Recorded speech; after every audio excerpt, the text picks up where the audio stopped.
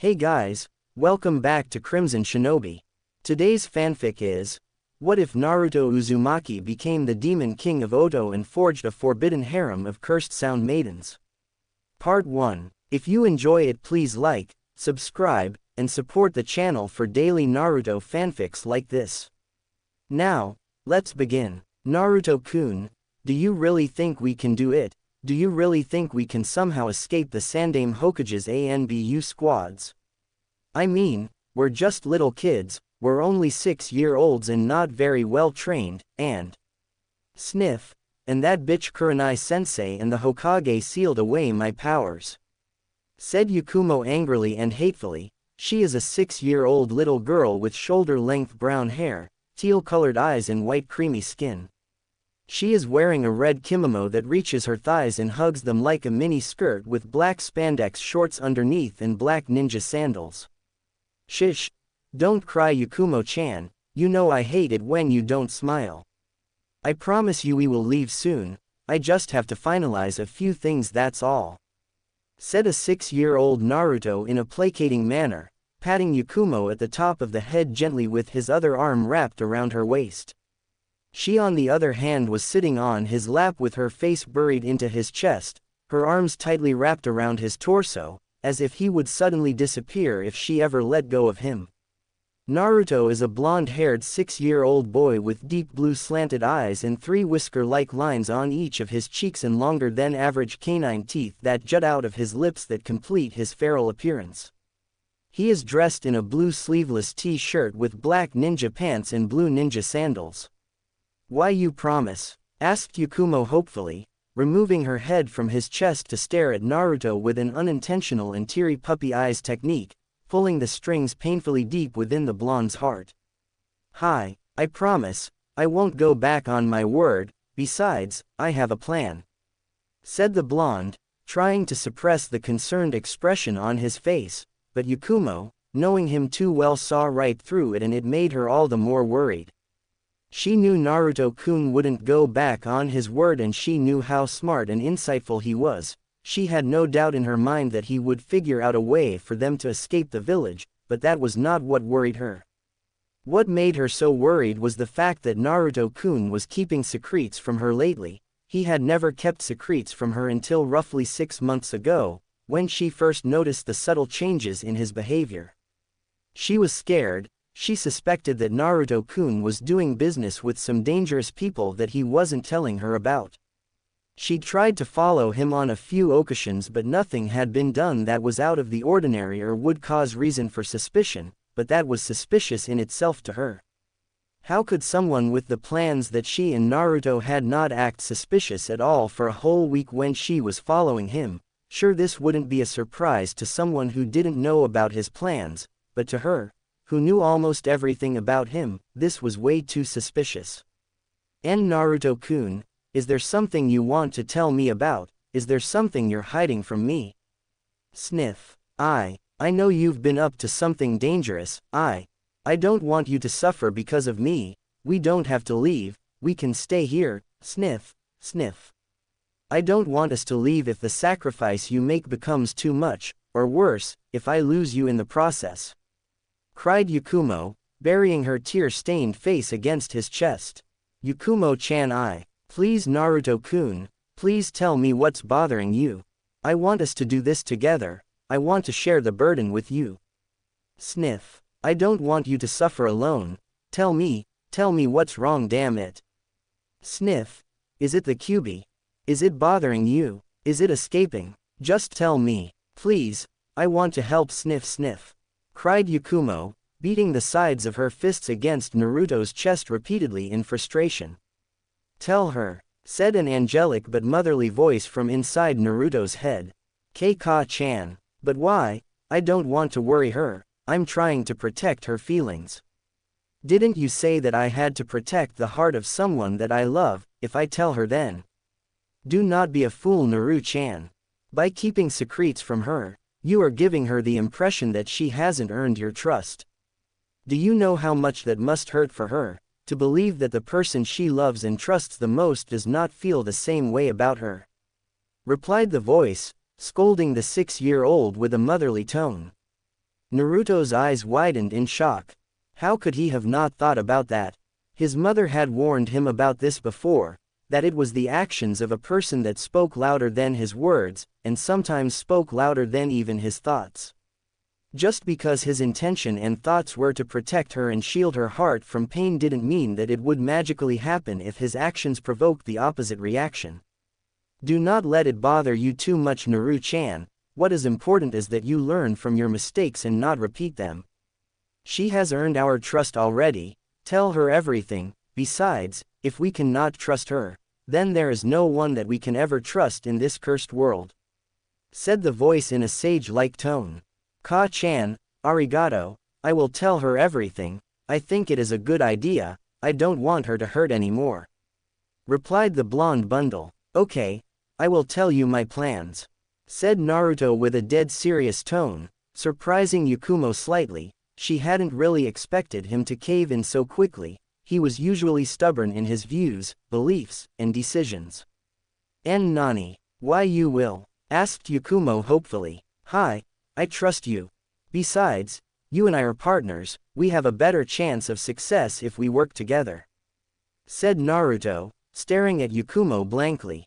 Yakumo knew that her Naruto-kun was serious by the look in his face. She would never admit it, but it scared her to no ends when he was like this, because it felt like he didn't have emotions at all when he had that look. He was just cold, almost like a killing machine. Sniff. "Okay, sniff," replied Yakumo. "All right then. First of all, I am going to show you something. It is a letter from my biological mother. She used a time-lapse seal on me just before she died, a seal that would activate when I reached the age of 10, the same age that she and my father graduated the Ninja Academy. But she made provision for the possibility of me graduating earlier than they did. She wanted me to have the gifts she left for me as soon as I was ready to begin my higher-level ninja education. She set it up that I would be able to release the seal with my blood and chakra if I was able to discover it before the age of 10. Thanks to meeting QB at an early age, I was able to view all of my memories up until the day I was born and thus discovered the seal, and all my memories that the Sandaime Hokage had sealed away," said Naruto with an angry snarl, giving Yakumo a chance to digest the information. "What? But I thought that you said you had never met your parents. I thought you were an orphan since birth," snapped Yakumo with a betrayed expression on her face. "Yes, I did, but I didn't lie to you. That was the truth. I have never met my parents in person and they did die on the day of my birth. That is why my mother put a time-lapse seal on me, so that she can communicate with me and bear me some gifts even from beyond the grave," explained Naruto. "Oh, I see. What was in the seal, if it's not too private?"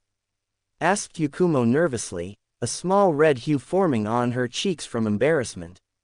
"Damn it, Yakumo. He probably thinks you're too nosy for your own good. I can't believe I asked him about something so personal," thought Yakumo. "What was in the seal? I'll do better than tell you. I'll let you read her letter," said Naruto, causing Yakumo's eyes to widen in surprise again. She didn't expect him to let her read something so private. She only expected him to give her a brief summary of what was inside the seal. "What? But you don't have to, if you don't want to. It's too personal, isn't it?" asked Yakumo, trying to fight against her own curiosity. "No, it's fine. I want to share this with you. You're the closest thing I have to family. I consider you like that at least. I love you that much," said Naruto, trying his hardest to resist the blush on his cheeks. Thank you. I love you too," said Yakumo with a cute blush on her cheeks, averting her eyes from her only friend to hide her embarrassment. "Why am I feeling like this? I mean, he's my only precious person. It's all right to tell him that I love him, isn't it?" thought Yakumo, unable to comprehend the attraction between male and female, maybe because of her young age perhaps. "All right then, you remember the scroll with the mind transfer techniques that I gave to you, right?" asked Naruto. Hi, Demo, what does this have to do with your mother's seal and letter, Naruto-kun?" asked Yakumo with a cute, confused pout. Naruto, with his mind, willed a folded scroll to appear on his hand before handing it over to his best friend. Some might have wondered how someone can just will something into existence, but the truth of the matter was that although their physical contact felt real, there was actually nothing real about it. They were communicating through a modified mind transfer jutsu that Yakumo created for the sole purpose of communicating with her best friend. The jutsu required that her Naruto-kun be at least 2 miles within her position. From then on, it was a simple matter of her creating a mind link between the two of them. Combined with her skill in genjutsu, she could create a mental plane where she and Naruto could communicate with each other as if they were in the physical realm. The jutsu was so good that if a person was not made aware that he or she was inside her jutsu, then it was almost impossible to figure it out, much less break it. The scary part was that she could do this despite her bloodline limit being sealed away, or rather, the mental manifestation of her bloodline limit being sealed away. Well, you see, here, this will explain everything to you," said Naruto, putting the letter into her hand. "Dear Naruto-kun, Sochi, my baby, please forgive your Ka-chan. I didn't mean to die on you, Naruto-kun. I wanted to raise you up myself. I wanted to be there on your first day at the academy, when you first graduated, your first date, and I wanted to be there on your wedding day. It pains my heart to know that I won't be able to be there for you. I can't believe life can be so unfair, but you shouldn't dwell on the past, Sochi-kun. Please be a strong boy for mommy. I know you'll grow up to become a very powerful shinobi one day, just like your father. Sochi-kun, I don't have a lot of time left. You and I are lying together on your crib as I write this letter. The Kyuubi has been ripped away from me by a man that I believe to be Uchiha Madara. I do not know how he has managed to live this long, but be sure to remember that name and make sure you become strong. He will definitely return for the Kyuubi one day. Your father, he has gone to do battle with him and the Kyuubi to protect the village. Yes, Sochi, your father is the Yondaime Hokage, Namikaze Minato. It shouldn't be hard for you to figure it out though. You look exactly like him. No one can deny you your heritage, even though we were married under secrecy. Sochi, I am going to tell you some important things that you need to be aware of if you are to survive this cruel and harsh ninja world. Sochi, the Kyuubi has always been kept by Uzumaki clan. Your great ancestor, Uzumaki Mito, was the first container. I was the second, and there is no doubt in my mind that your father is going to seal it inside of you. Now don't be scared, Sochi-kun. We Uzumaki have very powerful bodies and our chakra reserves are excessively high, far higher than any shinobi family and far more potent. Moreover, our family are the undisputed masters of seals and barriers. These abilities are also crucial in our ability to contain the fox, as we have a very strong affinity to seals and barriers. Sochi, I know the life of a Jinchuriki. It is very harsh, demanding, and heartbreaking. Sochi-kun, I need you to find someone special for yourself, someone to love and treasure, because only pure love can save you from the darkness that is born within a person when they are bonded to a tailed beast. I wish I could have been that person for you, Naru-chan, but I can't. I'm as good as dead already. I'm already living on borrowed time. Naru-chan, be careful who you trust. You are the last heir of the great Uzumaki clan and the only son of the Yellow Flash of Konoha. A lot of people will want to attach themselves to you, or use you for various reasons. The ninja world is full of deception and treachery. Make sure you have a keen eye, Naruto-kun. This is not what a normal mother would teach their son, but we are not a normal family. We are a shinobi family. Do not give your trust to others freely, Sochi. Be careful, be very careful. Do not worry too much though. You will have the strength to match or even surpass your father, and I, Ka-chan, will make sure of it. I have sealed behind your neck a hidden time-lapse storage seal that will be activated when you reach the age of 10, the same age me and your father graduated the academy. But, if you discover this letter before that, then know this: the seal can be revealed and opened by only your blood and chakra. Do not trust anyone with the contents or even the existence of this seal, not even the Hokage. These are family secrets, Naruto-kun. They should be treasured and kept within the clan and family. Inside the seal are all the Uzumaki clan seals and barrier techniques that I am aware of and everything about our family and history, dating back to our origin from the Sage of the Six Paths. You will learn more about the sage within those notes and you will learn about our homeland, Otogakure no Saito. I also have a lot of water techniques sealed inside the scroll. Our family have a strong affinity to water and we have all the water techniques you can think of, use them wisely Naruto-kun. There is also the blood clone and shadow clone techniques inside the scroll. Sochi-kun, the shadow clone returns all of its experiences and memories when it is dispelled. This technique was an Uzumaki creation that was inspired by our lack of chakra control in our early years of ninja development. You can use the shadow clone technique to train your chakra control, study sealing arts or any large text of information, and practice your ninjutsu with it, as anything the clone learns will be transferred back to you in the form of photographic memories. Now be careful, this technique is very chakra extensive, although as an Uzumaki, and the son of the great Yondaime Hokage, you wouldn't have to worry too much about your chakra, but be careful of dispelling too many clones at once, especially if you were using them for studying large blocks of text. Your father was a specialist of space-time techniques and one of his greatest creations was the Hiroshin no Jutsu, an instant transportation technique that amplifies his speed and reflexes to an unreal level. I have stored all of his space-time techniques and seals inside the storage seal, and also his ninjutsu, including the Rasengan. These are the techniques that made your father a legend. I have no doubt in my mind that you will one day be able to master them. Your father wanted to create a third level of the Hiroshin, maybe you will one day be able to improve it. He also wanted to add a nature element to the Rasengan, nevertheless you have in your possession all of his notes, use them wisely.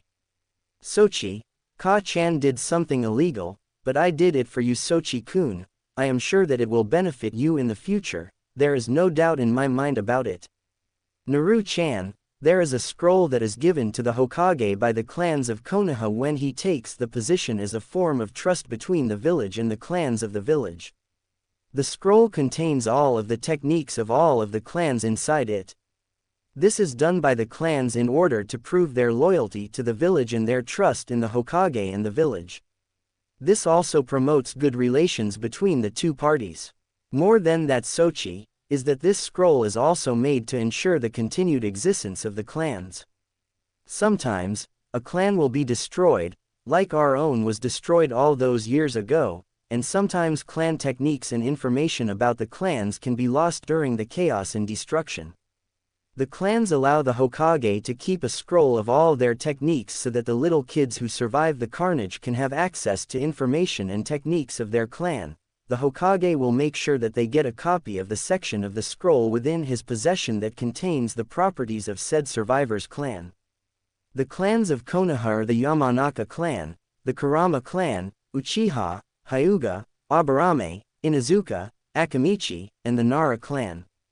Sochi, I'm not proud of what I have done, but this is the ninja world. A ninja must always use whatever advantage that is given to them, deception, trickery, whatever is necessary, a ninja must do to achieve their goals.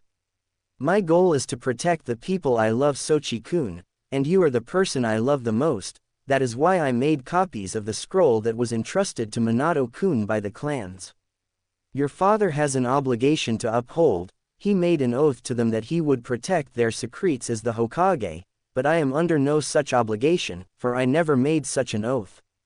Use what I have given you wisely Naruto-kun. Yes, Ka-chan can be quite deceptive and diabolical, but I want what is best for you. I want you to survive and live a long and prosperous life, and I want you to be happy. To do that, you will need a lot of strength.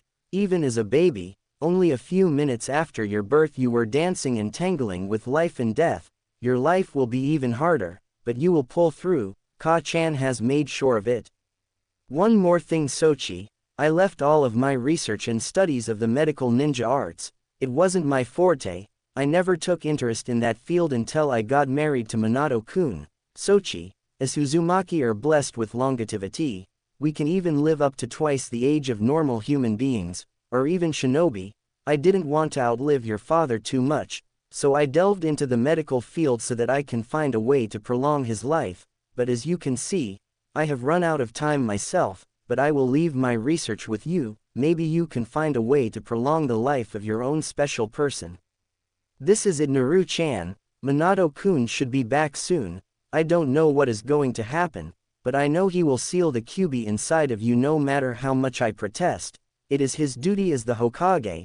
He will no doubt train you well, but should something happen to him, you have the storage seal to help you. I love you, Naruto-kun. Ka-chan loves you so much. Never forget that, ever. No matter what you do, no matter what you become and no matter where you go, never forget my love. I will never forsake you, Naruto-kun, and make sure you have lots of grandchildren ready for Ka-chan to spoil. Goodbye, my Sochi. Namikaze Uzumaki Kushina. Oh Naruto-kun. I'm so sorry, wailed Yakumo, launching herself into the blonde's chest, tears flowing down her cheeks rapidly. This is so sad. Why is life so unfair to you? Why do all the bad things always have to happen to you? This is so unfair, sniff sniff, cried Yakumo, releasing heart-breaking sobs from her throat. Hey now, don't cry, Yakumo-chan. I'm fine, really. Ka-chan told me not to dwell on the past. I miss her. I wish I could have been raised by her. But she wanted me to be happy. She sacrificed everything for my happiness and did so much to ensure that I had a chance to survive this world. I won't disappoint her. So please, don't cry. The only thing I want to see is your smile, not your tears. Begged Naruto, trying to maintain a stoic expression but failing miserably, tears threatening to fall out of his own eyes too. The two children cried in each other's arms for 15 minutes straight, releasing all of their suppressed pain and sorrow to each other. The Edo demon made her kill her own parents, her beloved sensei, who she thought believed in her, betrayed her and sealed her powers with the help of the Hokage. The remainder of her family deserted her and wanted nothing to do with her, and she is imprisoned in her own home under constant ANBU watch, and has been denied her dream of becoming a great kunoichi of her clan despite her unhealthy physical condition. All of this and she still cries for you, believing that you have had a far worse life than her.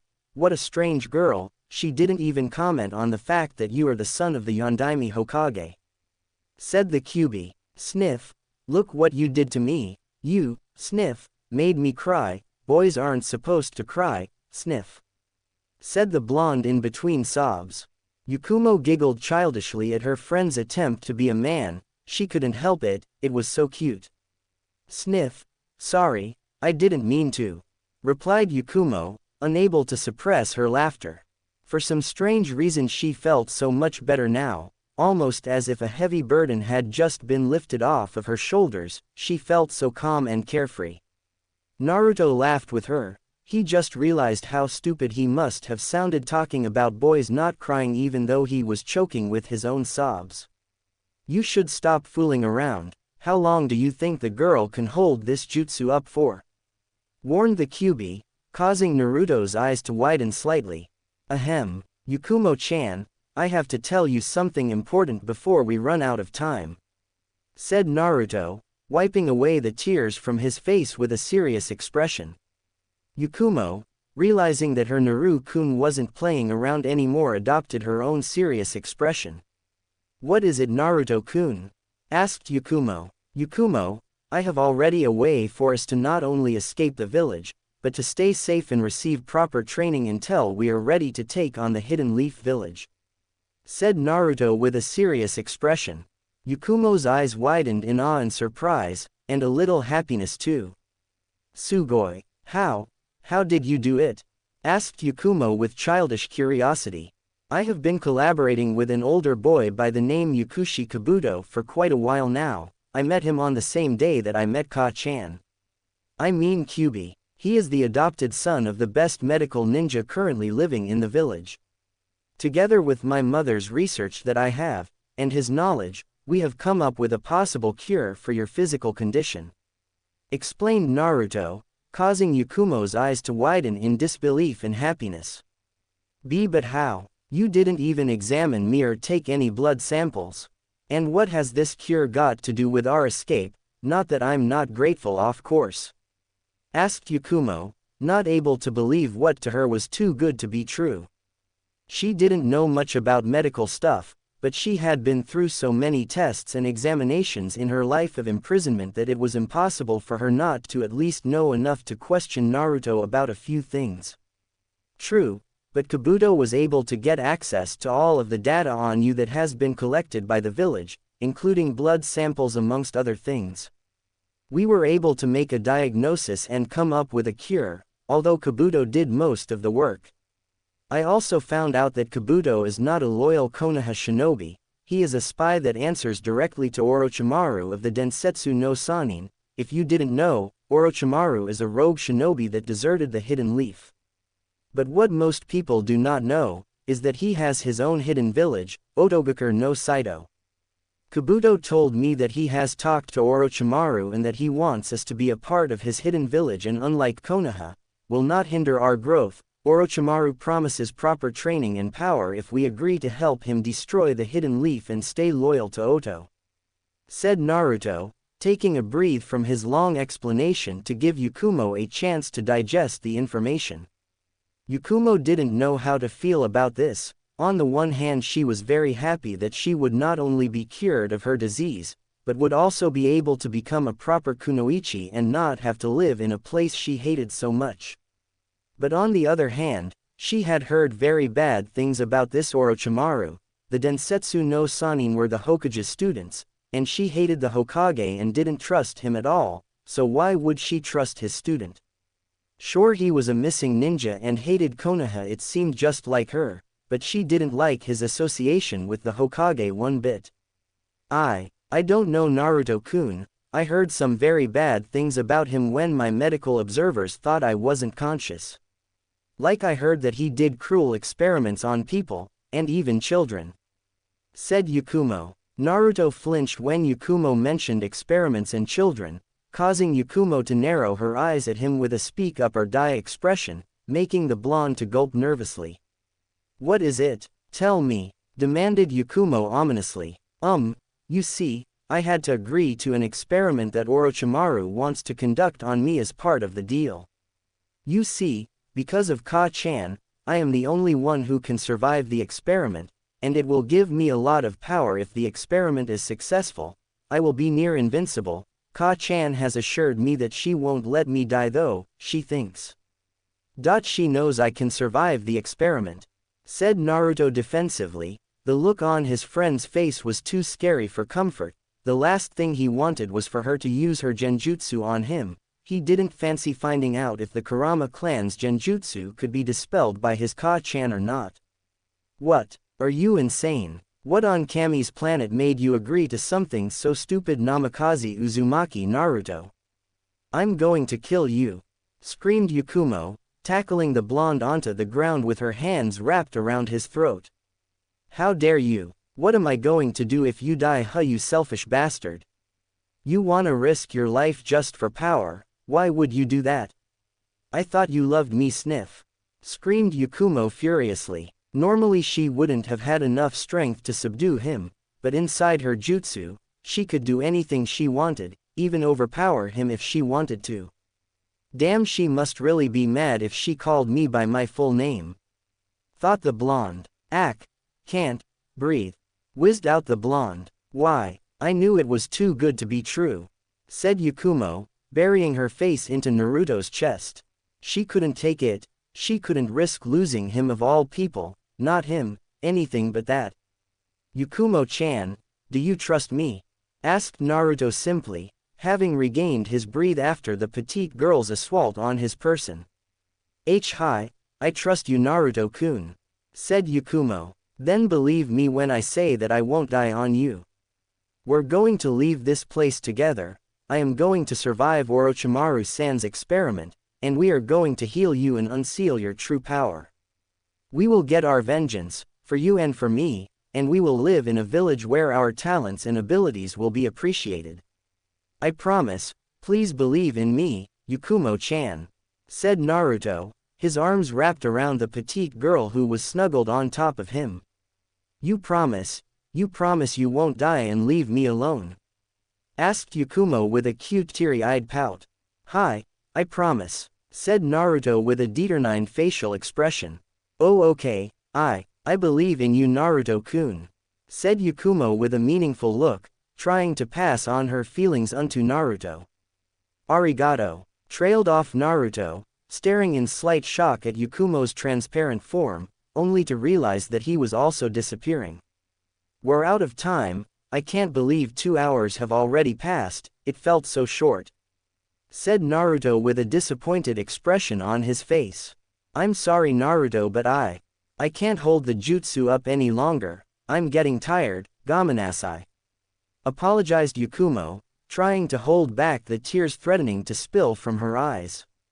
This is the part she hated the most, because it would only be a week before she would be able to see Naruto-kun again, unless she escaped and went to his apartment again, but that was too dangerous. They didn't want to risk the possibility of someone discovering their connection to each other. Heck, nobody even knew that they knew each other. Don't worry about it, we will be leaving this place the next time we meet. Stay safe Yakumo-chan, until I come for you, said the blonde as he vanished from the plane along with Yakumo, only to wake up in a meditative position on a thick branch of a tree 2 miles away from the Kurama mansion. Finally boss, I was just about to kick you in the nuts. Guard duty is boring you know, why can't you make us do something more exciting? Whined one of his 4 doppelgangers watching over the blonde while he was unconscious. It was something important that he practiced nowadays. He would make 5 doppelgangers whenever he met Yakumo. One would set up a cloaking genjutsu that Yakumo had taught him to hide his location and presence while the other 4 would be on guard duty from within the jutsu. At home, was another doppelganger posing as him. He knew that the Hokage had a way of watching him because Kyuubi could always sense it when someone was watching them. He had figured part of the Hokage's jutsu out when he discovered chakra seal tags on each of his clothing items and even all around his apartment. So he'd done what he thought was one of his most ingenious plans. He'd created a blood clone of himself and made it live inside his apartment and wear his ordinary clothes that had chakra seal tags on them while he moved out and started living in one of Orochimaru's old and undiscovered secret hideouts that Kabuto had told him about. But the person living inside his apartment wasn't just a blood clone.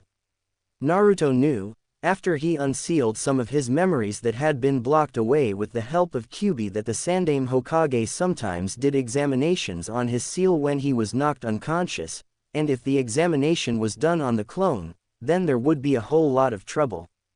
Luckily, he had access to all the notes of the 4-symbol seal that his Tusen used to seal the Kyuubi inside of him. He had discovered that his father had combined 2 4-symbol seals to create the 8 trigram sealing style to seal the yang chakra of the Kyuubi inside of him, while using the dead demon consuming seal to separate the yin chakra and seal it into himself so that he can take it to the stomach of the death god. Naruto wasn't sure why his father had done it. He still needed to gain a far greater understanding of the sealing arts to comprehend his father's reasoning, but that didn't matter for now. What mattered was that he had been able to learn the 4-symbol seal and the 8 trigram sealing shrine that his father created so that he can replicate the seal on his stomach. He then placed the seal on the blood clone's stomach and then, with the help of his Ka-chan, was able to pump 6 taels worth of Yuki into the seal on his clone and stored it there in the exact same manner that his Ka-chan was sealed into him. But, Naruto knew that should there be another attack or assassination attempt on him, or rather, his clone, then the Hokage would once again try to seal away his memories of the incident, and in doing so, would discover that the other memory blocks were missing. Luckily, his Ka-chan knew exactly how to replicate the memory blocks. She'd spent countless hours studying them before they had made their first contact. This meant that they could reseal away the memories of his clone to the time before he discovered his Ka-chan, better known as the Kyuubi. This way, they were not able to stay one step ahead of the Hokage, but many, many steps ahead of him. While his clone was posing as him, Naruto had spent all his time learning and training in Orochimaru's old hideout. Kabuto came to check him out and spar with him from time to time. Sometimes they would discuss their plans for the future, and other times they would discuss medicine and science together. He had learned a lot from the notes his biological Ka-chan left him on the field and had learned even more from Kabuto, all for the sake of helping out his first precious person, or rather, first precious human. It is almost time. I have to go to the hideout and meet Kabuto to finalize things. Yakumo-chan, hold on just a little longer, thought Naruto before disappearing in a Shunshuin, his shadow clones disappearing in puffs of smoke right after his departure. At the center of Konohagakure no Saito stood a tall building with the kanji for fire painted on the outside. Inside the tower, behind a desk in an office on the top floor, sat a 68-year-old man with white, spiky hair with a small, white goatee. He has numerous wrinkles and a few liver spots on his face, and is dressed in a long, white robe with the kanji for fire shadow at the back with black ninja sandals. "How goes your investigation, Itachi-kun, Shisui-kun?" asked the old man, who is also known by the name Sarutobi Hiruzen, the Sandaime Hokage of Konohagakure no Saito. "Hokage-sama, we have some disturbing news." Said the 11-year-old Uchiha Itachi, a boy with dark eyes and black hair that frames his face and the rest held in a relatively short ponytail with long, pronounced hair troughs that run under his eyes. He is dressed in a black t-shirt that has a high, turtleneck collar with the standard, white ANBU armor above, arm guards that protect his forearms and black ANBU pants with black ninja sandals. "What did you find?" asked Hiruzen wearily, his eyes narrowed with a troubled frown on his features. "Our genjutsu assessment was inconclusive. Our deceased comrades it appears had already been dead for 2 weeks when their bodies were discovered. The decaying process of the corpses had already reached a level where it would be impossible for us to physically determine whether they were under such effects prior to their deaths." Demo. Said the older-looking Uchiha Shisui, a 14-year-old boy with dark, short, and unkempt hair with a relatively broad nose and dark eyes with markings around his eyes that are turned upwards at each end. He is wearing an identical outfit to his partner Itachi except with a dark blue turtleneck shirt as opposed to Itachi's black and without arm guards. "What is it, Shisui-kun?" asked the Hokage, his troubled expression making him look even older than he was. "Hokage-sama, we discovered something much more troubling. The stab wounds on the victims were not a match for any weapon that we have in Konohagakure no Saito except for one. Yondaime Hokage-sama's Hiroshin kunai," replied Shisui neutrally, having already had more than enough time to get over his shock of the discovery. Sarutobi Hiruzen was the third of the 4 Hokages in Konoha's history and the longest-serving member of the 4, and thus attaining the most experience. He was hailed as the god of all shinobi for his diverse and powerful skill set and seen everything there was to be seen in the ninja world. He was also the student of the first and second Hokages and had stared death right in the face more times than he could even count. Yet nothing he had ever heard or encountered before had ever made him feel the kind of that the little boy of the Uchiha clan was able to make him feel with just a few words, nothing. "I'm sorry Shisui-kun, but could you repeat yourself for me, and kindly explain yourself?"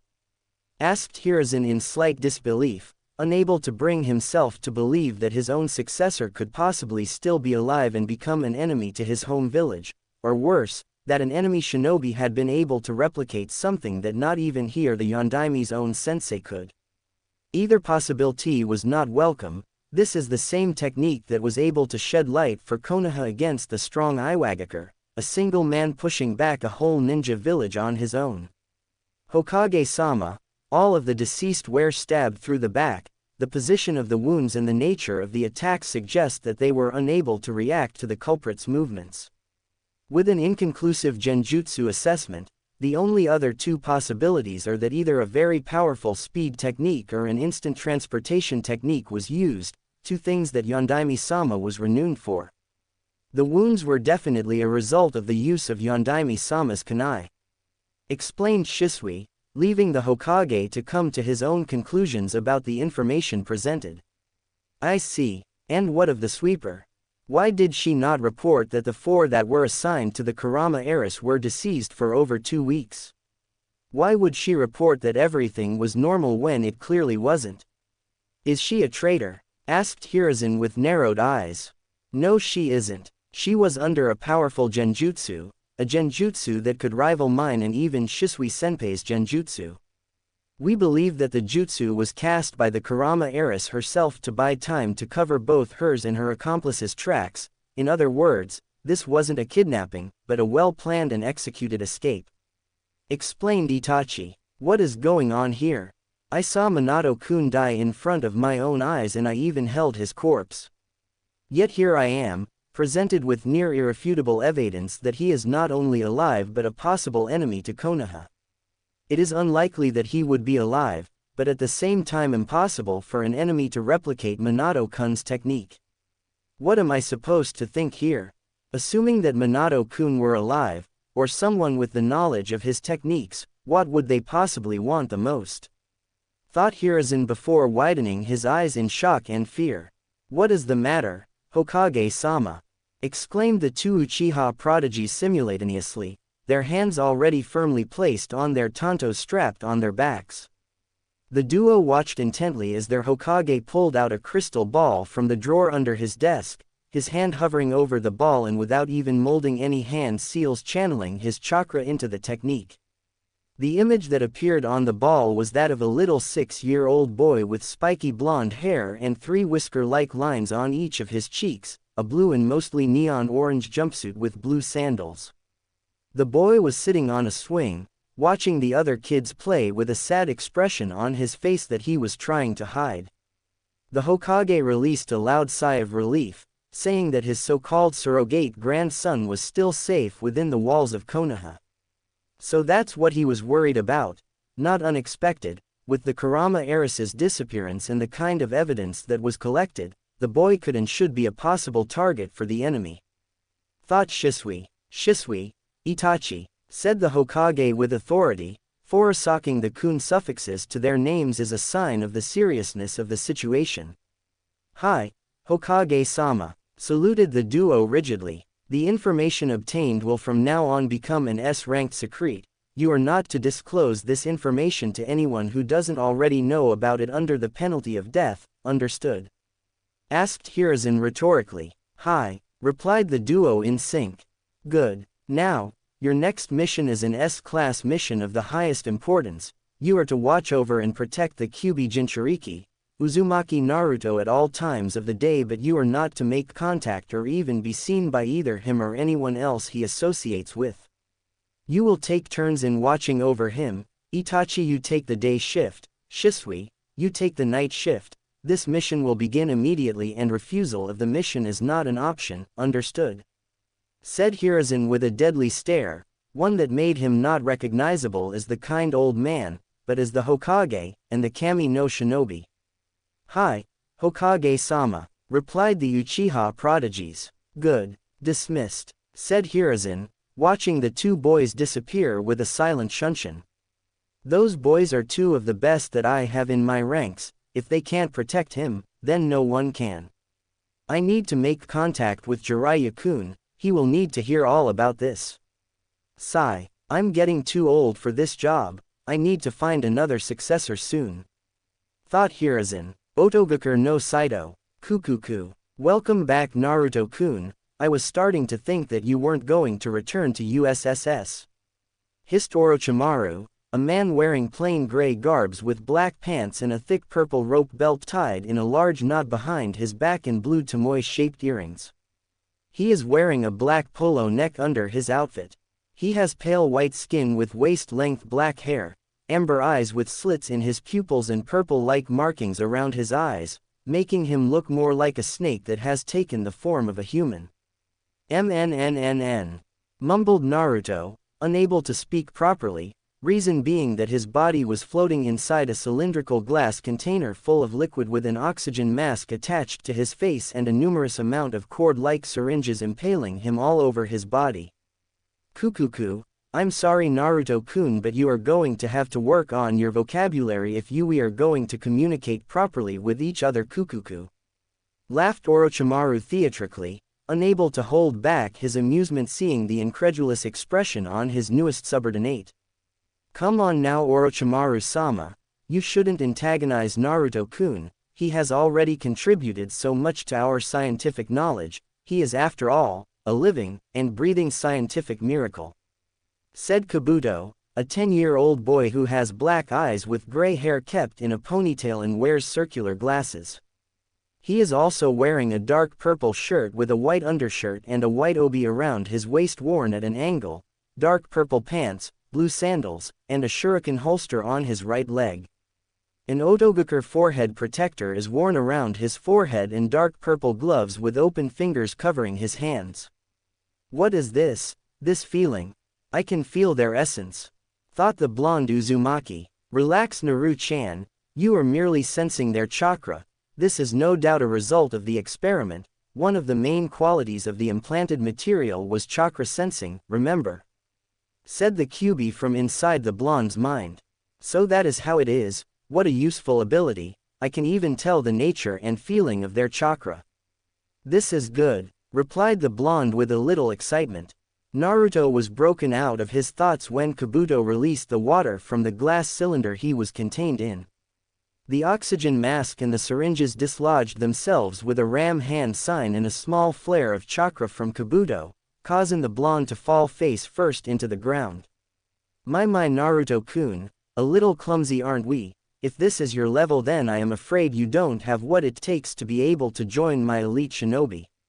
Said Orochimaru, mocking the blonde with a mischievous glint in his eyes, an attempt to test the limits of the boy's temperament. Damn it, Ka-chan, what is wrong with my body? Asked Naruto with a little panic in his voice. It took a great amount of energy from the both of us in order to not only keep you alive, but to assimilate the foreign DNA material into you. Plus, you haven't moved at all in just over 2 weeks now. You just need a little time to get reacquainted with your body and regain some energy, that's all. Don't worry about anything, I won't let anything bad happen to you. Said the great demoness motherly. Hi, arigato Ka-chan. Replied Naruto, slowly getting up to his feet. A tick mark appeared on Orochimaru's forehead at Naruto's complete disregard of his insulting attempts. Kabuto only smirked to himself silently, successfully restraining his laughter for fear of Orochimaru-sama's wrath. How do you feel Naruto-kun? Asked Kabuto with his trademark smirk on display, pushing up his glasses with his index and middle finger. Tired and drained, but fine, was Naruto's simple answer. I see, but what I meant was, do you feel any different, something related to the DNA implants? Asked Kabuto. I can feel your life force, your chakra, I can sense it, its nature, and I can somewhat discern your emotions, or rather, your character, somewhat.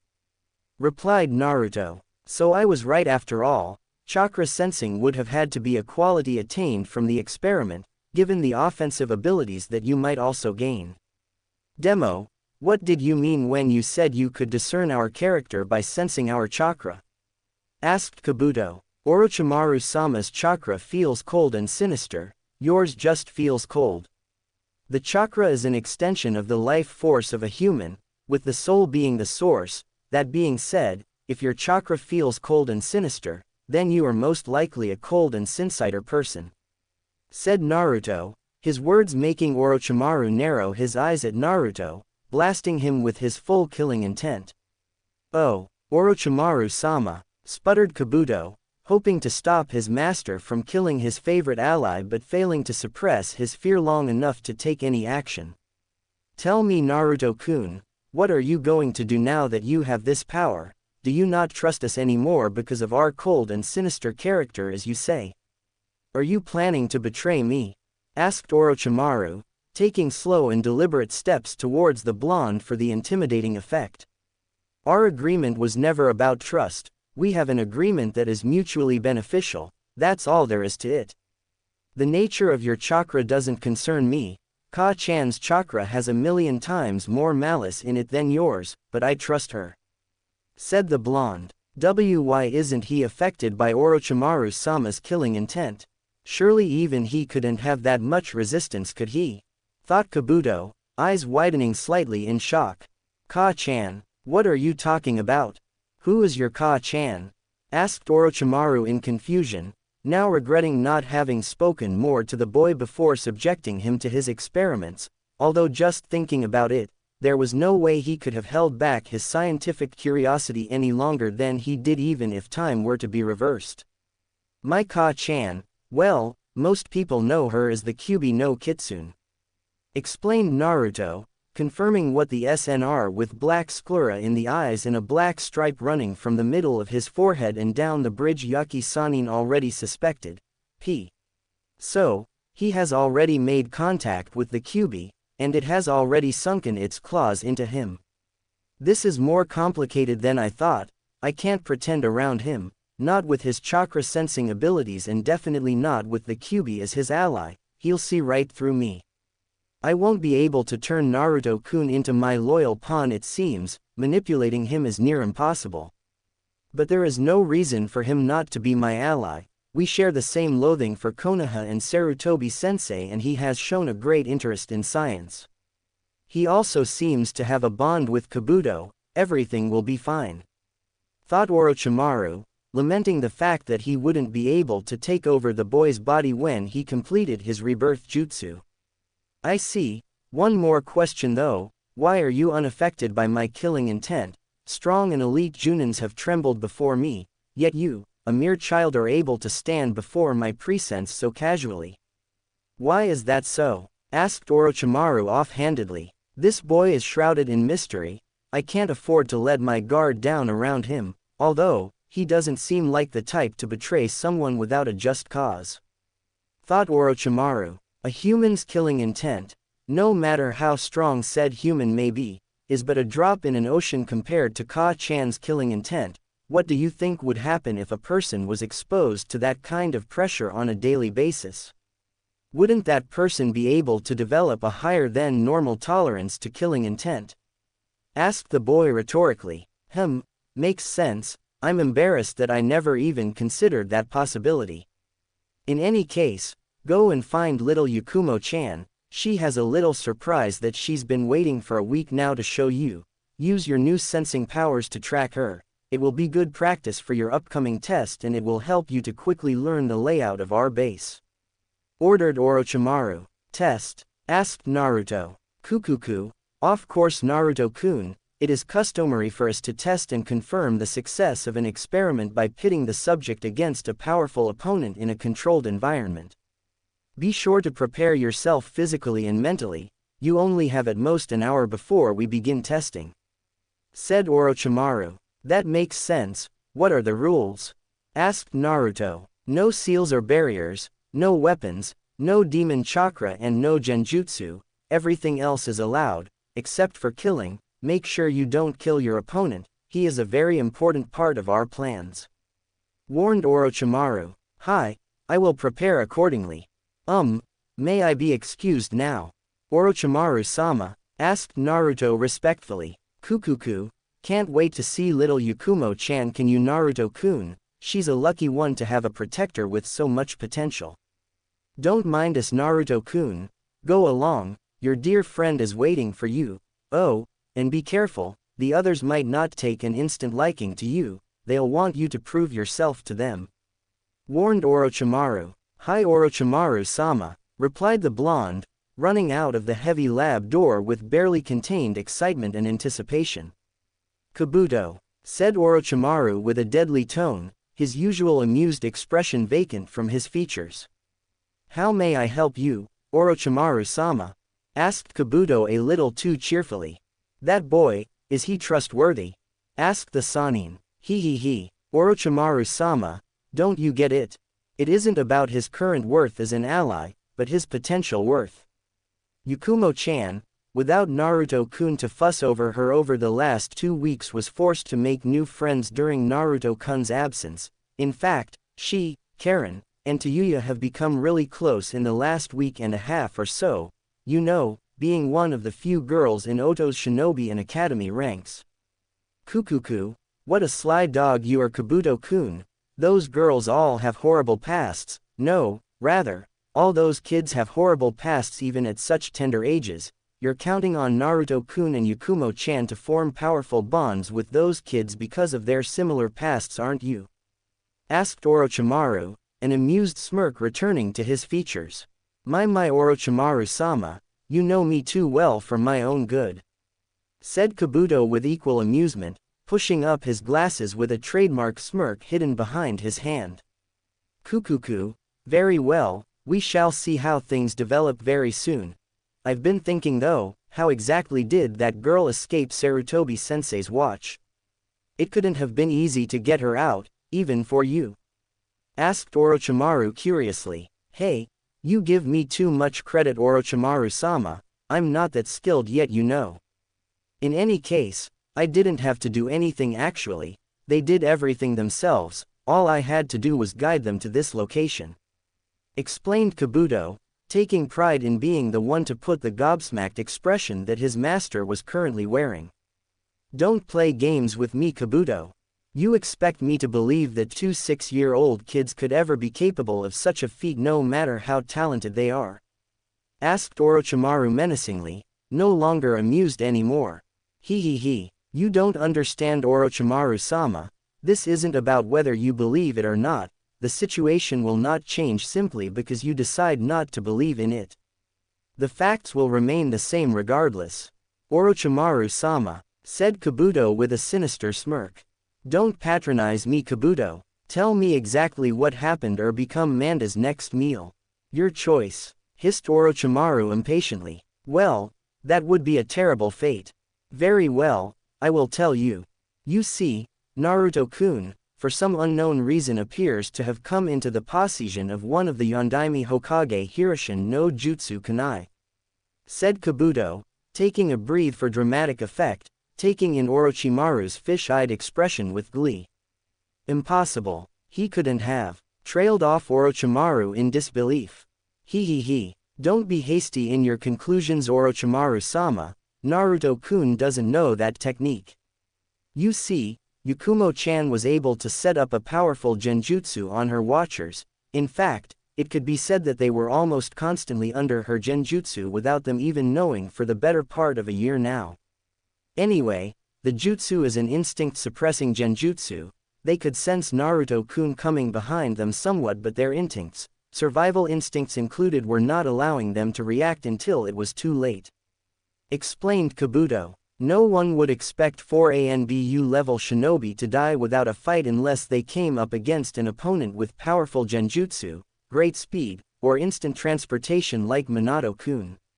Naruto-kun using a Hirishin kunai to do the killing gives me the impression that they wanted to make it look like the Yondaime Hokage, or at least someone who knows his technique, was responsible for the crime. Demo, Konoha has quality medical shinobi and the best genjutsu users from the Uchiha clan. There is no way they wouldn't have been able to detect any signs of the deceased being under the influence of genjutsu just before they died. It was a good idea but poorly executed because of their lack of experience. Said Orochimaru almost dismissively. Don't you think you're underestimating them just a tad bit too much, Orochimaru-sama? Asked Kabuto casually. No, what would make you think that? Asked Orochimaru curiously. Well, I never did say that the plan ended there. You see, Naruto-kun was able to replace Yakumo-chan's watchers with his shadow doppelgangers. That jutsu, together with Yakumo-chan's genjutsu and knowledge of her watchers' behavior and mannerisms, gave Naruto-kun the ability and information needed to impersonate her observers for just over 2 weeks. By that time that Konoha discovers the bodies, it will have already been too late to successfully conduct a genjutsu test and analysis on the decaying bodies. This in turn means that they have virtually no choice but to assume that the person responsible must have used the Yondaime Hokage's jutsu, or that the culprit was in fact the Yondaime Hokage himself. Kukukuku. What an amazing child. No, I should rather say, what amazing children Naruto-kun and Yakumo-chan are. They are going to make powerful additions to my elite army, Kukuku. Laughed Orochimaru maniacally. You know, Kabuto, you didn't say how exactly it was that Naruto-kun covered his own tracks. I would have thought that Sarutobi-sensei would have paid special attention to Minato's son. He was after all, Konoha's ultimate weapon? Asked Orochimaru. Naruto-kun is still in Konoha, as far as the Hokage and the rest of Konoha are aware that is. Replied Kabuto cryptically. Do I need to make you elaborate on that, Kabuto-kun? Said Orochimaru a little too cheerfully, fed up of the boy's elusive manner of answering questions. It might have been amusing to play his little game at the beginning, but now it was just plain annoying. Of course not, Orochimaru-sama, that won't be necessary. You see, Naruto-kun's blood clone is still living in Konoha as his double and unaware secret agent. Naruto-kun was somehow able to replicate the Yondaime Hokage's 4 symbols seal and seal away what he said to be 6 taels worth of Yuki inside the blood clone. Furthermore, he was able to recreate the memory blocks that the Sandaime Hokage had placed on him before thanks to his Ka-chan. He also set up a memory block that would seal away the clone's knowledge of the Kyuubi's existence and the knowledge that it was a blood clone and not a real human to begin with. This way, not only was Naruto-kun able to escape without detection, but he also has a sleeper agent in the village in the form of his blood clone for as long as is necessary. Said Kabuto. The blood clone is an Uzumaki clan technique. Even the forbidden shadow clone jutsu of Konoha was originally an Uzumaki clan jutsu. And now the boy was able to recreate such an advanced seal and use it effectively to create a perfect double. Something is strange here. How is a 6-year-old boy able to achieve these feats? Wait a second. What, am I stupid? Of course. The Kyuubi was at some point sealed inside 2 powerful Uzumaki women. It would obviously have some knowledge on the Uzumaki clan techniques. Thought Orochimaru. Come with me, Kabuto, we have to go and retrieve Naruto-kun's opponent for the examination. You know how troublesome he can be at times. Said Orochimaru with Kabuto in tow. Naruto-kun, exclaimed Yakumo with excitement, running herself into the blonde's arms. Naruto, caught off guard not only by her mobility, but her strength too, fell flat on his back with the Kurama clan heiress snuggled on top of him. Yakumo-chan, was all the blonde said, wrapping his arms around the petite girl in a loving hug. Naruto-kun, I'm so glad you're okay, I was so worried. I thought you were never going to wake up, cried Yakumo with her face buried at the crook of the blonde's neck. Hee, you worry too much about me, Yakumo-chan, but I'm glad that you're safe. I was worried sick about you. Said Naruto with a kind smile while brushing the cute little girl's hair away from her face. Really? Asked Yakumo with her best puppy eyes face. Hi, I couldn't stop panicking until I confirmed that you were truly safe with my own eyes. Even though I could sense through your chakra that you were okay, I still needed to confirm it with my eyes. Said Naruto, his right hand cupping and caressing her face lovingly. Oh Naruto-kun, sniff, that's so unmanly of you. I never thought you were such a softie, he. Laughed Yakumo uncontrollably, pressing her index finger into his chest in a teasing gesture. Shut up, I'm not a softie, shouted Naruto, blushing furiously from embarrassment. He. Ahahaha, sure Naruto-kun, I totally believe you, he. Laughed Yakumo, she couldn't help it. He was so easy to tease sometimes, and besides, he was so cute when he was flustered, her cute little fox. Why I'll show you soft, shouted Naruto before flipping the girl over on her back and then initiating a devastating tickling attack on her vulnerable body parts. Ah ha, please ha, stop. Alright, I'm sorry, ah ha. Apologized Yakumo in between a fit of giggles courtesy of her best friend's unrelenting attack on her. He, who's a softie now, huh? Yakumo-chan, said Naruto, stretching the last syllable of his sentence teasingly. Their fun reunion was halted prematurely by a devastating surprise attack, but Naruto, with his sensing abilities, was able to react just in time, completely avoiding the giant metal club that would have completely crushed them, a huge crater remaining where they used to be. Naruto, from his position standing on the wall with Yakumo in his arms, stared at the giant grotesque figure that was responsible for the attack, amazed by the sheer size and power of the humanoid creature if it could create such a huge creator from just one swing of that club. It looked like a male figure with a dark green full-body suit with long hair that covers its entire head and face, also covering its ears and eyes with its mouth sewn shut. The metal club seemed to be carried with its right hand. I can't believe that I let my guard down like that, even if I was just happy to see Yakumo-chan. It was no excuse. If it wasn't for my new sensor abilities, we might have both been dead now. And what on earth is that thing?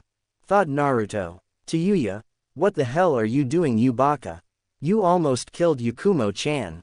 Screamed Karen angrily, angry that one of her closest friends had just attacked her newest friend with the intent to kill for no reason at all.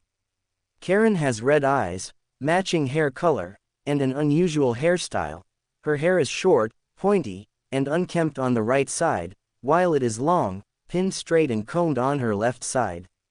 She wears brown glasses and her outfit consists of a lavender uniform common for Orochimaru's subordinates, short black shorts, and long black thigh-high stockings with black sandals. Shut the up, you! That fool was trying to do something strange to her. I was trying to save her from that sick shit-eating cum stain.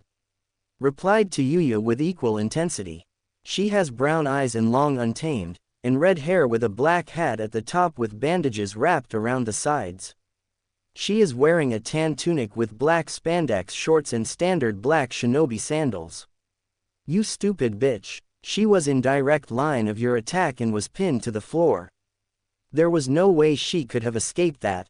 Screamed Karen furiously, her face red hot from anger. It almost looked like steam was going to get blown out of her ears. Che, I'm sure she could have escaped. Said to Yuya casually, not willing to admit her mistake. Arg, I hate you, said Karen, pointing a shaky finger at her friend. Well, you too, you whore. Replied to Yuya heatedly. So she was aiming to kill me and not Yakumo after all, then, she is the one controlling that thing. Thought Naruto. Did you hear the music just before the attack? I think she is using chakra-enhanced sound waves to control it. Look at the flute in her hand, it is the only tool on her person, that is the secret to her technique, I'm sure of it. Said the great demoness. I see, in that case, I should be able to eventually predict her attack patterns by studying the chakra in the sound frequencies using my sensor abilities. Thought the blonde. You almost killed my reason for existing, I'm going to have to kill you for that, said Naruto coldly. Give it your best shot, cheese. Replied the 7-year-old to Yuya, placing her flute on her lips in preparation for battle. I can only summon one doki at a time with my current chakra reserves, but that shit ain't a problem, I only need one to take care of this shithead. Thought to Yuya, you have already lost, I already know how to counter your technique. You need chakra to use and direct the sound vibrations and frequencies from the music in your flute in order to gain control of your monster. I, who can sense the chakra frequencies in your jutsu, can never lose to you. I will always know what move you are going to make before you strike. Said Naruto nonchalantly, trying to weaken the foul-mouthed girl's resolve. Impossible. Someone else with that kind of ability can't possibly exist. Could he be a sensor type of the same level as Karen? Thought to Yuya with wide eyes. No, what am I afraid of? I am one of Orochimaru-sama's elite disciples, one of the few chosen to be trained explicitly to become his bodyguards. I can never lose to this trash. Besides, he won't be able to anticipate the initial attacks even with his chakra sensing. He needs to at least have seen the movement at least once before he can anticipate an attack. All I have to do is end the battle with the initial attacks, that's all there is to it. Thought to Yuya, you'll have to deal with me too then, you won't defeat the both of us no matter how strong you think you are. Said Karen with determination shining in her eyes. All of you stop it now or I will put you all under the worst genjutsu that you can think of. Shouted Yakumo furiously. Everyone gulped nervously at Yakumo's threat. They all knew better than to take her threat lightly. Her genjutsus were close to unbreakable, and what made matters worse was that her genjutsu could take physical manifestations because of her ability to confuse the brain and make it believe that the effects in the illusion were really happening to the body. For example, if she were to put you in an illusion where your skin was burning, then your real skin would suffer the real effects as if it were literally on fire. Naruto-kun, these are my new friends, they kept me company while you were asleep. To Yuya, Karen, this Naruto-kun, he's the one I told you guys about, the one that saved me from Konoha, my best friend. Explained Yakumo, trying to break the tension between the two parties. To Yuya and Karen's eyes widened from shock, struggling to believe that they had tried to kill him without even knowing it. They knew almost everything there was to know about him. Yakumo had talked about her Naruto-kun non-stop. They felt like they knew him already. To think that they were about to kill him, or try to kill him. New friends, when did this happen? Asked Naruto curiously. Well, I was lonely and Orochimaru-sama wouldn't allow anyone to see you during your experiment. To Yuya and Karen tried to cheer me up and we ended up getting close we became friends. Answered Yakumo nervously, feeling like she had done something wrong for some reason she couldn't understand, or maybe she felt like she had betrayed Naruto-kun by having other friends that were not him. I see, were they good to you? Do you think you can trust them? Asked Naruto, speaking about the two girls as if they were not there at all. Hi, I trust them, Naruto-kun, you're not mad at me are you? Asked Yakumo. No, I can never be mad at you.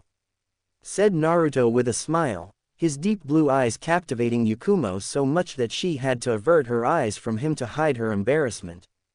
Naruto-kun, could you please put me down now? Asked Yakumo shyly. She had just been so happy to see him back and so preoccupied that she hadn't noticed how close he was holding her against his body. It made it worse that he was holding her bridal style against his torso. Oh, gomenasai, said Naruto hastily, jumping onto the floor and releasing her from his bridal style embrace with great haste, a small red hue forming around his whisker markings. Hey, so why don't you properly introduce me to your friends? Asked Naruto, scratching the back of his head to hide his embarrassment. Okay, well, the one with the foul mouth is Tayuya-chan of the North Gate. She is one of Orochimaru-sama's Sound 4 elite trainees, and the one with the glasses is Karen-chan, she is Kabuto-sama's apprentice. Said Yakumo. Oh okay, Ohio Tayuya-chan, Karen-chan, I'm Namikaze Uzumaki Naruto, it is nice to meet you. Said Naruto with his hand stretched out for a handshake. Did you say Namikaze? But isn't that the name of the fourth Hokage? Are you related to him? Asked Karen with wide eyes. Tayuya's mouth on her side was hanging agape after that. She didn't know that was the name of the fourth Hokage. Damn, she should have paid more attention on her history lessons. Hi, I am his biological son. Said Naruto, shocking the duo even more. Sure, Karen had already figured out that they were related, but she didn't expect them to be father and son. Sugoi. No wonder Yakumo-chan and Kabuto-sensei speak so highly of you. Is it okay if I feel you? Asked Karen with a light blush on her face. Sure, why not? If it will prove to you that I am real, then I don't see the problem. Said Naruto, placing Karen's hand on his chest. The girl blushed furiously, not having expected something like that. She had just wanted to feel out his chakra with her mind's kagura of the eye, not this. Get your paws off her, you pervert! Shouted Tayuya, smacking the blonde's hand away with her flute. Hey, I'm not a pervert! Shouted the blonde indignantly. Sure, you could have fooled me, like I didn't see how you were groping Yakumo earlier. Now you're trying to do the same to Karen, I won't allow it. Shouted Tayuya, pointing at the blonde with her flute. What the hell are you talking about? I wasn't groping anyone. You're starting to sound like a paranoid, insecure, and jealous wife. Countered the blonde. Why you? How dare you insult me, you shithead? All she asked you was if she could feel your chakra, not your body, you cum-stained wanking pervert. Shouted Tayuya. How was I supposed to know that? Said Naruto, blushing slightly from embarrassment. I don't know. How about asking what she meant like a normal person instead of sticking your head into the gutter? Asked Yuya mockingly. Hey shithead, did you hear me? Hey! Shouted Yuya, angry at being ignored like that, not realizing that Naruto was having an internal conversation with his inner beast. Hey Ka-chan, I'm going to block our connection for a while. She'll freak out if she senses you without prior knowledge of your existence. Said Naruto. That is a good idea, do it. Said Kyubi with a lazy yawn. Alright, thanks. I promise this will not happen again. I will tell them about you. I'm not ashamed of you. I love you, Ka-chan. Said the blonde. A small tight knot formed on the demoness's stomach from the blonde's declaration. With an invisible blush on her cheeks she returned and meant the gesture. I love you too Sochi-kun. Replied Kyubi, feeling a strange but happy feeling in her chest area where her heart should be. Karen-chan, are you okay? Asked Naruto, breaking Karen from her concentration. She blushed a little at the chan suffix. They barely knew each other and he was already using such an affectionate suffix with her name. Hi, I'm okay, why? Asked Karen. Well, you were making strange faces. At first you seemed happy and content, and then concerned, and after that a little freaked out and then happy again and so on. Was there something wrong with my chakra? Asked Naruto. Hi, your chakra is strange, it has 3 different tones to it, one bright and warm like the sun itself and the other 2 both sinister, with one being more sinister than the other. Also, I couldn't go as deep as I wanted to go, it was like something was blocking me away, like you were trying to hide some part of yourself. Said Karen. I see, the 3 tones of my chakra represent my normal chakra, the second part that is affected by Ka-chan's chakra that is siphoned into my chakra system by 2 sands seal and the third one must be a result of the implanted DNA material. Thought Naruto. I knew you couldn't be trusted, what the were you trying hide shithead? Asked Yuya, boring her eyes straight through the blonde's head with her intense stare, her face so close to his that their lips were almost touching. Shut up, Naruto-kun doesn't have to tell you anything. Shouted Yakumo. No. It's okay Yakumo-chan. You said that they could be trusted, and that they were your friends, I see no need to keep it a secret from them. Said Naruto. But, did you tell them about yours, Yakumo-chan? Asked Naruto. Hi. Replied Yakumo. And did they accept you? Asked Naruto. Hi. Said Yakumo. Then don't worry, they should accept me too. Said Naruto. No way. You have the Edo demon too? Asked Yuya, pointing a shaky finger at the blonde. No, I have the Kyubi no Kitsune sealed inside of me by the Yondaime Hokage. Said the blonde, shocking the 2 prospective kunoichi. No way, your own father sealed a demon inside of you. Is that why you were hated in Konoha? Asked Karen with wide teary eyes. Yes, was all Naruto said. Man, that is terrible. I would have killed my dad if he did something like that to me. Said a male voice from behind the trio. Naruto turned around to see 3 boys that didn't look more than a year or 2 older than him. Nobody asked you Kidomaru baka. Shouted Karen at the source of the voice. Che, like I care what you think 4 eyes. Said Kidomaru, a dark-skinned, black-haired, and black-eyed 7-year-old looking boy wearing a black sleeveless top and black spandex shorts with a tan tunic over the top that bears a symbol for the Sound 4 and a rope belt tied around his waist. He is also wearing arm warmers and has bandages wrapped around his legs with black ninja sandals. The most unique traits about him though are the 2 extra pairs of arms situated on the sides of his torso. I can't kill him, he is already dead. You look like you could be good at taijutsu though. Replied the blonde. Actually, I'm more of a long-range type. What made you think I was a taijutsu-based type of fighter though? Asked Kidomaru curiously. It is not that I thought you were a taijutsu type, I was just thinking, that with 4 extra limbs, you could create a very powerful and unpredictable taijutsu style. After all, nobody trains or practices to fight against someone with that many arms, it could be a great advantage for you. Said Naruto analytically. Hehehehe, I like you, I think you and I will get along pretty well, you should hang out with the boys sometime. Offered Kitamura, offering the blonde a handshake with one of his 6 arms. Sure, why not, replied Naruto with a smile on his face, sealing the deal with a firm handshake. Che, whatever you do just make sure you don't offer to buy fat shit Jirobo any food or you'll be broke for months. Said to Yuya, you shouldn't curse so much to Yuya-chan, it is unbefitting of a lady to speak like that. Chastised Jirobo, a tall, chubby 7-year-old boy with brown eyes and an orange-colored mafak with orange tufts of hair behind his ears.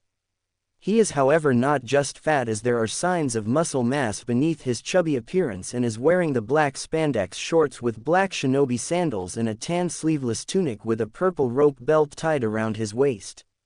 Yay, since you know so much about being a lady, why don't you start acting like one at the dinner table, fatso? And stop using affectionate suffixes with my name, replied to Yuya irritably. I'm going to pretend that I didn't hear that and invite our new comrade to come and share a meal with us. How about it, Namikaze-san? Asked Jirobo. Sure, that would be cool, my treat nay, offered Naruto. Sure, why not, replied Jirobo with a sinister glint in his eyes. That won't be necessary, you're the new member of our super squad, why don't you just let us treat you instead, consider it a welcome gesture.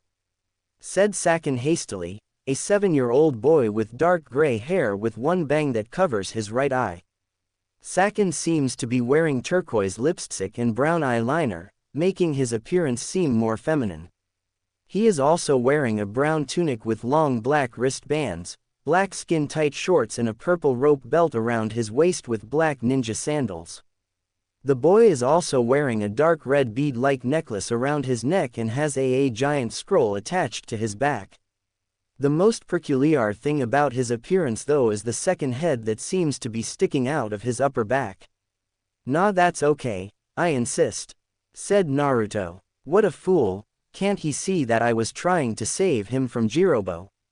Oh well, ain't my problem anymore, at least I tried. Thought Sakin. Alright then, your treat it is, said Sakin with an amused smirk. Kukuku, I see you have already made some friends, Naruto-kun, you work really fast don't you? Said Orochimaru with a hissing serpent-like voice. Just trying to settle into my new home as quickly as possible, Orochimaru-sama. Replied Naruto. Unlike the others, he, Yakumo, and Karen were not shocked by his sudden appearance, having already sensed him coming quite a while ago. Kukuku. So it seems, Naruto-kun, so it seems, said Orochimaru. Orochimaru-sama, greeted the Sound Force simultaneously, each of them dropping down to one knee and bowing their heads in respect for their master. Is it time for the test already? Damn, time flies fast, I didn't even get a chance to warm up, said Naruto, shaking his head dramatically. I'm afraid so, Naruto-kun, come, walk with me, ordered Orochimaru, turning around to walk out of the large training ground, not waiting for the blonde to reply. Hi, saluted Naruto running up behind the snake Sanin. Wait, is it okay if we can also observe the test, Orochimaru-sama? Asked Yakumo. The snake Sanin stopped for a few seconds to consider it before giving a firm nod in confirmation. Of course, in fact, I insist that you all come and watch, it should be a good show. Replied Orochimaru. If it's a boy, I won't kill him, if it's a girl, I will kill her. What the hell is wrong with him? Has he gone mad? Thought Naruto. He was inside a large hall that looked like it was some kind of training room or battle area. In the middle of the room was a 4x4-meter square cube made out of what looked like fiberglass. In the center of the cube was an orange-haired boy that did not look much older than he was, although significantly taller. The boy has spiky orange hair and similar colored eyes. He is a well-built 8-year-old boy and the only item of clothing on him are black knee-length shorts. It seems like he hasn't noticed my presence yet. Maybe this is some kind of surveillance box, like the ones used for interrogation. He cannot see what is on the outside, but people on the outside can see what is happening inside. It would make sense, given his apparent violent personality. Thought Naruto, watching the glass cube sink back into the ground, except this time not taking boy with it. No, I have changed my mind.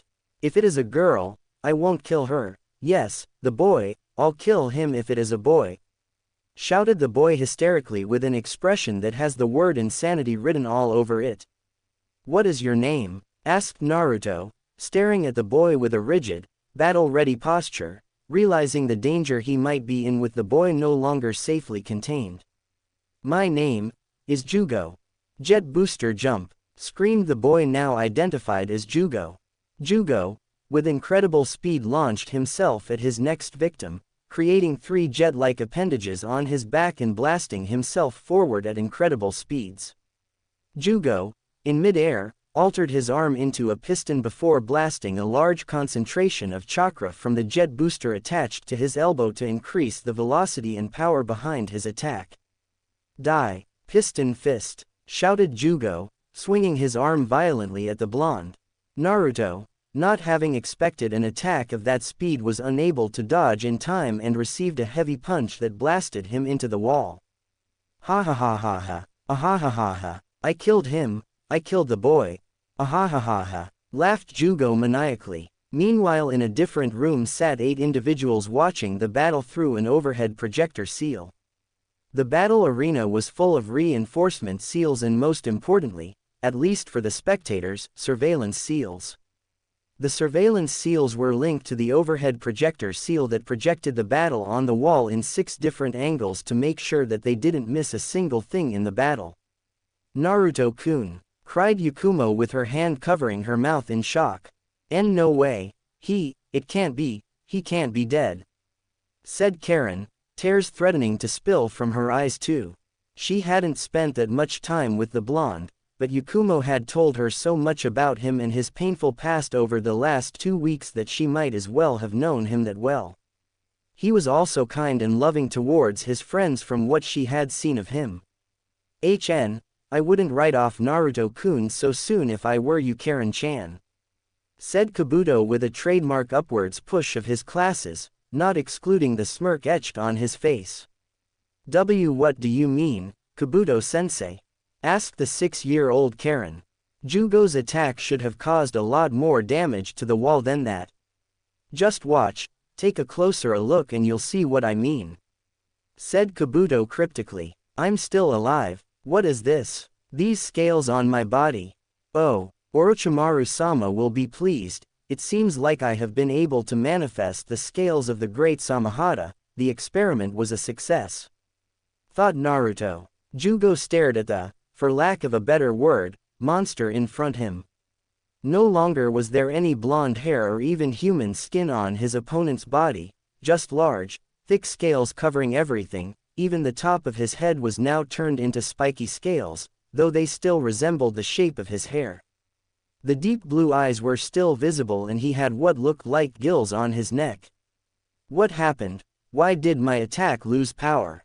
No one has ever successfully blocked my piston fist before, asked Jugo, the cursed markings spreading even more across his face. His left eye was already monster-looking, with black sclere and golden irises. Your chakra, I ate your chakra from your attack, it was so delicious. I'm going to shave you into pieces, shouted Naruto, swinging his scale-covered arm against the orange-haired boy's face. Too slow. Destroying axe fist, shouted Jugo, forming a massive axe on the back of his forearm and intercepting the blonde's attack. Boom! A massive booming shockwave destroyed parts of the arena upon impact, creating a massive crater below the 2 boys.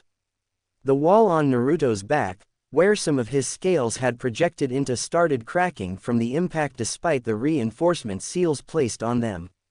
Ha ha ha ha ha, you're stronger than others. I'm going to enjoy killing you even more, piston fist, style 1.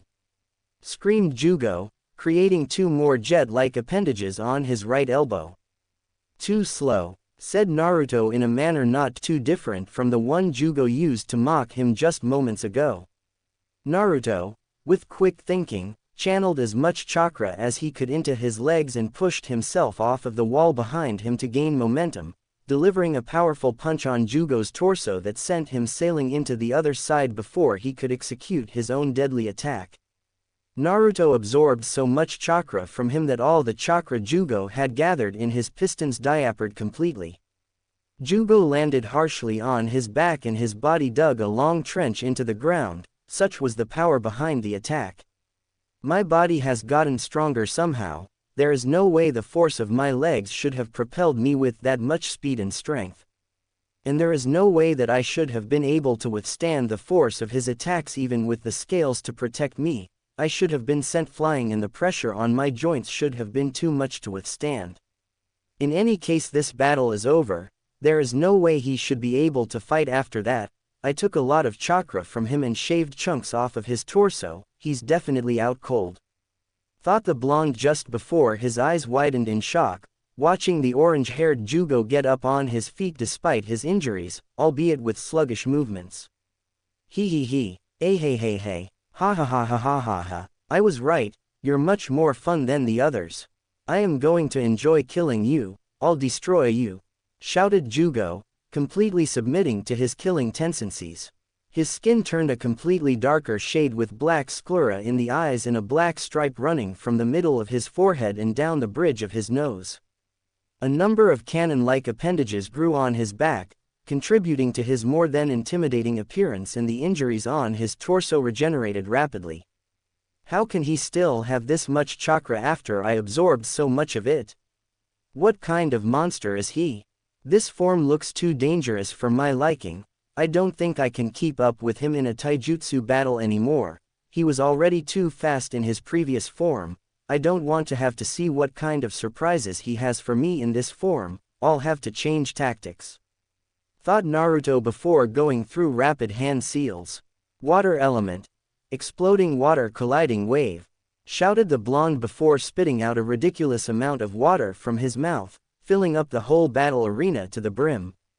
Naruto's body, now submerged underwater, went through another change. His scales receded back into his body, but only for his body to transform again. His skin turned a darkish blue color, his teeth sharpened and became shark-like, and a relatively long, shark-like tail grew on his back.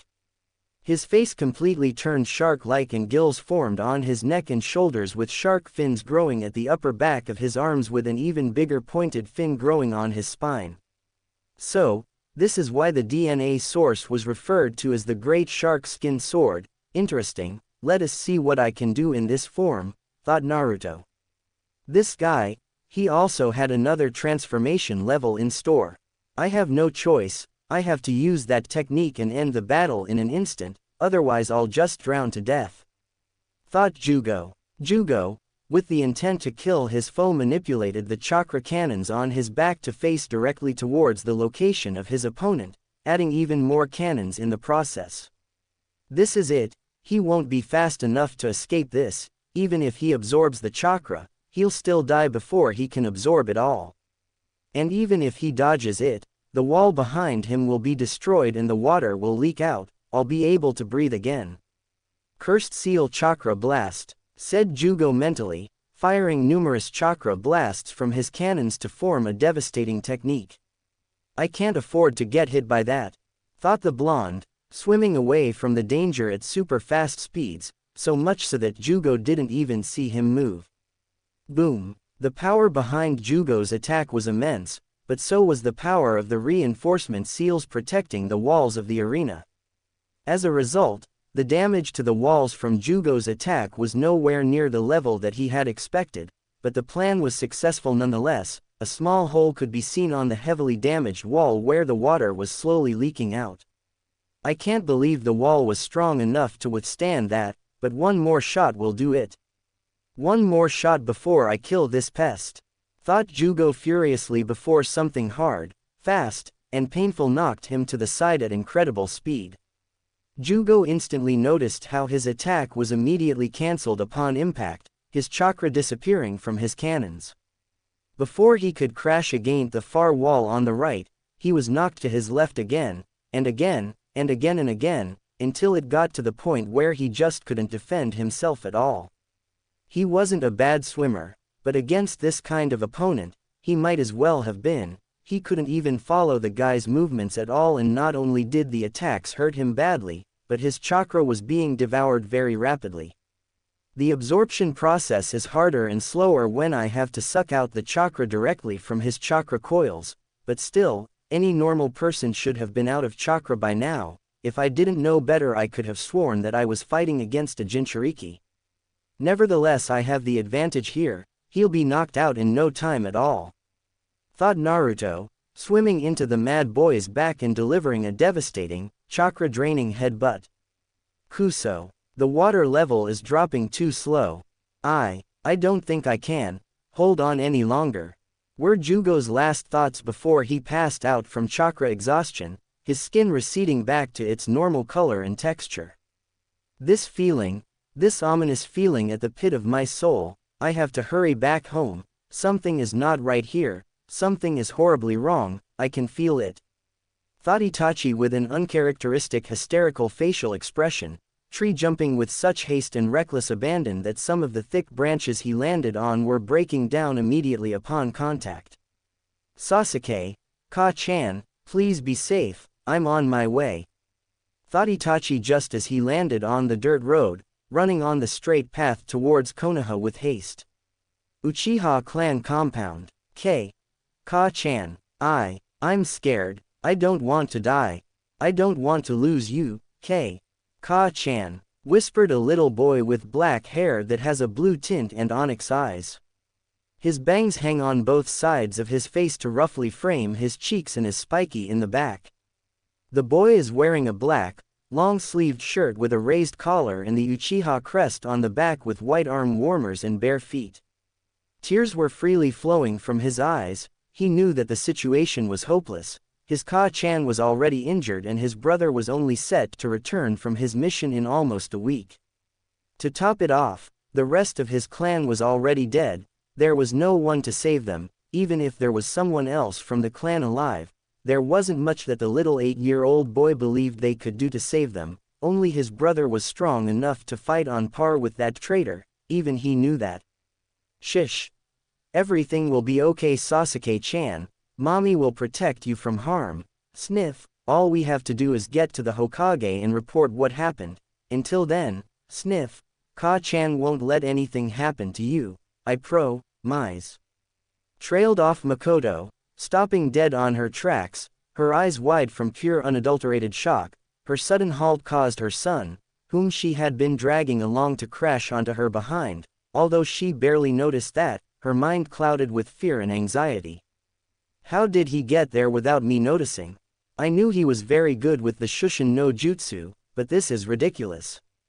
There was no sound at all, no chakra trail to track, and my Sharingan didn't detect his presence until he was already standing before me. Is he really using a Shunshin? Or is he using some kind of transportation jutsu? Thought Makoto fearfully. She was scared. She couldn't even remember a time when she was so frightened. Not even on her first official mission as a genin was she so scared. She was not scared for herself though, but for her children. If she died here, then who would protect Sasuke-chan from this man? Even if Sasuke lived, she didn't want him to grow up alone without any parents. She knew how horrible the life of an orphan could be, not from her own experiences, but she had seen it firsthand from her friend Kushina and her husband, and even their son. Kushina, Minato, I'm so sorry, I failed you as a friend, haven't I? What have I been doing all this time? What have I done to protect your child, to honor your sacrifice? I failed your son, but I won't fail my own son too. Sniff. I will live, I will survive this curse and protect my children, and then I will adopt your son and take him as my own. I won't allow my family, our family, to perish. I promise, shouted Makoto with a fierce determination, blazing through rapid hand seals, the three tomoe on each of her eyes spinning menacingly. Ka-chan, who is she talking to? Thought Sasuke, watching his mother blaze through hand seals that he could barely see in shock. He never knew his mother was a shinobi too. He'd always thought that she had just taken care of them as a loving mother forever. Stupid really, but still, it always felt like that to him. Yes, that's it. I like the look you have in your eyes. That's what I wanted to see. That look of hope, determination, and self-belief. I like it, and I like it even better when I see the look of despair, shame, and fear that follows when I have completely crushed all of that hope and determination. Said Shisui with a deadly stare in his Sharingan eyes. He was wearing his regular, full ANBU outfit with a tanto strapped on his back and the usual high-collared blue, short-sleeved top with a white armor over the top, concealing the clan symbol on his back. Fire element. Grand fireball technique. Screamed OU Makoto, placing her right hand over her mouth and blowing her large, violent ball of fire through her funnel-shaped hand. Sasuke subconsciously noted how big his mother's fireball was compared to the one that he had displayed for his father. Nice try, but a technique that slow will never hit me. I am however impressed by the sheer size of it. Not even Itachi has been able to make one that size. Said Shisui from behind Makoto and Sasuke, preparing to remove his aunt's head from her shoulders. Impossible. How did he get there so fast? How did he dodge a direct attack of that size so fast? This isn't real, it has to be a dream, it has to. Thought Sasuke hysterically. I'm so pathetic, I couldn't even protect myself, never mind my family. Sasuke-kun, Itachi-kun, I'm so sorry. Thought Makoto, resigning herself to her impending death. Clang. A loud clanging sound echoed in the deathly silence, shocking all three other parties present. Makoto, who had closed her eyes, snapped them open in silent shock. It was too good to believe, but that chakra, it can't be, it's what are you doing here, Itachi? You're only supposed to come back in 4 days from your mission. Asked Shisui in slight shock, breaking Makoto from her thoughts and confirming what she already had suspected. Shisui, I'm only going to ask this once, and you better have a good explanation. Why does it look like you were about to kill my mother and brother? Asked Itachi. His eyes were almost dead, with no emotion at all, but everyone present could feel the intensity of the fury and killing intent rolling off of him in waves. Ni-san, stuttered Sasuke with wide eyes, shocked but yet more than ever happy to see his big brother. Ka-chan, take Sasuke with you and find a safe spot to hide, I'll take of this. Ordered Itachi authoritatively with a no-nonsense kind of tone. Hisochi-kun, arigato, and Itachi-kun, said Makoto. What is it? Asked Itachi. Be careful, and make sure you kill him. I don't want to lose you, I love you. Said Makoto with tears in her eyes. I will kill him, I promise, and I love you too, now go. Said Itachi, not daring to even turn and look at her one last time. That would be a bad mistake and everyone knew it. Hi, let's go, Sasuke-chan, shouted Makoto, grabbing Sasuke by his tiny right hand and dragging him along the dirt road. I can kill you now that there is no one to interfere, Amaterasu. Said Itachi, the Tomoe in his right Sharingan eye instantly connected to form a tri-pronged shuriken, launching black flames in an attempt to incinerate his opponent from point-blank range. Shisui, in an inhuman feat of reflex, skill, and speed, dodged the technique with an instant shunsen, appearing on the younger prodigy's left-hand side in order to blindside his dangerous right eye and aiming a slash towards his midsection. Itachi was barely able to keep up with his best friend, or rather, former best friend and first cousin. In fact, he wasn't able to keep up at all, the only reason he was able to protect himself being due to the arm guard on his left arm, otherwise he would never have been quick enough to swing his sword around to parry the attack.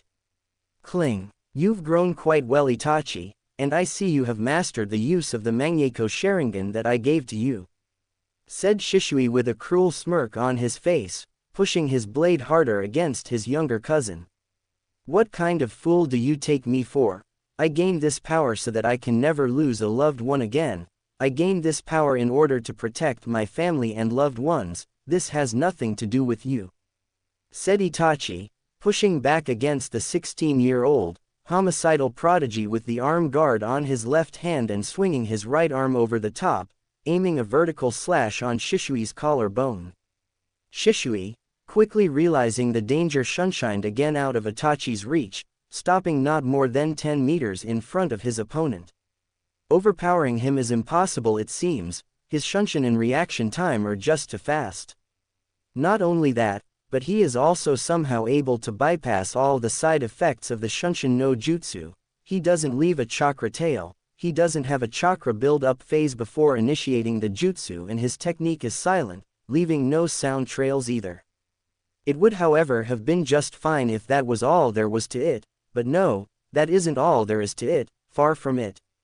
His technique is at least 2 times faster than any shunshin I have ever heard of, and he has mastered the Sharingan visual prowess to the point that he doesn't even suffer from the disorientation that a person is subjected to after using shunshin no jutsu. No. Mastering his Sharingan has nothing to do it, many others have mastered the Sharingan, his eyes are just special, a 1 in a million eye that surpasses the visual propensity of all others. How am I supposed to take down someone like that? Someone who can't be touched? Thought Itachi before his eyes widened in realization. Genjutsu, that is the only way to beat him, but this is the best genjutsu user the Uchiha clan has ever had since Uchiha Izuna. Can he really be beaten with a genjutsu? Thought Itachi, a feeling of doubt creeping its way into the surface of his consciousness. What's wrong, Itachi? Is this really the best you can do? I'm very disappointed in you. I had higher hopes for you. I even killed your girlfriend just so that you can have those eyes, and this is all you have done with the gift that I have given to you, really now? Asked Shishui mockingly. What are you talking about?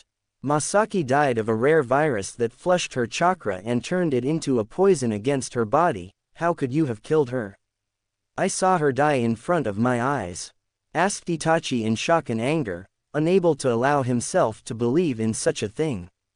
Ha ha ha ha, ha ha ha ha. Well, let us just say that I have my sources, who have very knowledgeable sources of their own, sources that consider it child's play to replicate that level of a virus in a form where it can be injected directly into the bloodstream. You should be grateful. I had to use Kodo Amatsu Kami on Dr. Yakushi to get him to inject her during a checkup she was scheduled for. That was 2 years ago. I won't be able to use that technique for another 8 years now. This is a sacrifice I made just so that I could give you those eyes. Now stop being an ungrateful brat and thank me already. If you apologize, I might just let you live, you know. Ahahahaha. Laughed Shishui maniacally with what could and can only be considered an insane expression on his face. You, whispered Itachi, his bangs covering his face darkly. Speak up. I can't hear you. I want to hear you apologize loud and clearly. Shouted Shishui. Why? You bastard. I know why you killed the clan. I'm not stupid, you know. I knew you were a double agent all this time. I knew the clan wanted to attack the village, and I know about how unfair our clan has been treated, and I also know that the solo mission I was sent on was in order to get me out of the village so that you may be able to slaughter the clan with success. I know all of this, it was easy to see with these eyes of mine. Trailed off Itachi, leaving Shishui fish-eyed with his jaw hanging agape, shocked that Itachi had seen right through his act. Itachi, but to go this far, shouted Itachi, cutting off Shishui mid-sentence. Ka-chan, Sasuke, and Masaki, they're all innocent, they knew nothing of the planned rebellion, they were not involved. How dare you involve them in this? How dare you kill my Masaki? I'll kill you. Shouted Itachi uncharacteristically, a gleam of insanity creeping into his eyes. The tomoe in his left eye were next to transform into a shuriken shape.